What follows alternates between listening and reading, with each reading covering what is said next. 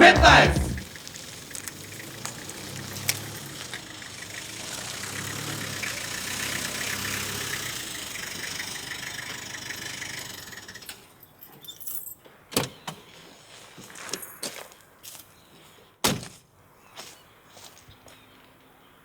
Ристо!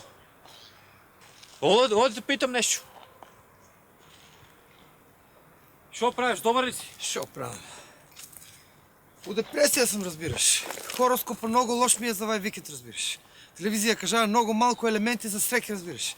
И они кажуват ли са телевизия такви работи, разбираш? У коя куча ти е планетата сега? По 11 оти. Се поправя. Мене така им беше прошлата неделя, сега да видиме. Кукурек. Нищо не ми. Не го слушай, те питам. Имате ли вие големи църни крави тук в селото Кайвас? Нема, оти. А кой нещо голем църн така? Нема, разбираш. Кучиите големи църни? Нема, разбираш. Оти. Заебах работа. Го согазих попо изгледа. Кривише приева има ли? От те как прия видиш? Ич, гайде да немаш, разбираш. Ич! А ти шо да не ти работиш? интересира. Боцкам лук, разбираш, ама много лоша земята, разбираш. Аз не знам, шо е това работа, разбираш. Ферли малко повече фауна, Ами нека има. фърлям фауна, ама много малко инсекти, разбираш. Нема инсекти. Оти се мачиш ти те гледам тук. Защо ти трябва менаджер на твоята нива да видиш? И оти бе, разбираш. Що мислиш ти запад вас? Защо го измисля?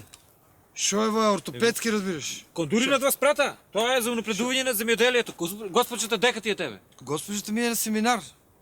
Ами ти тук не трябва с овие работи да занимаваш. Вземи на госпожата видео, она как оде по това, нивата право, како буцка, ти само че и фърлаш. Че никне луки све. Море. Виж, господин. 43 брой имаше да вие, разбираш. 43 брой. И защо ти е 43 брой? Ба, толкава ли шлапатарка жена ти носи? Не бе за жена ми, за мене бе, разбираш. И аз ки го изботкам това тук, разбираш. 43 брой имаше да разбираш. Връж бе, педер ни един. Оти бе, педер бе. А вие може и на GS може много обало да стоят, бе, разбираш. K15!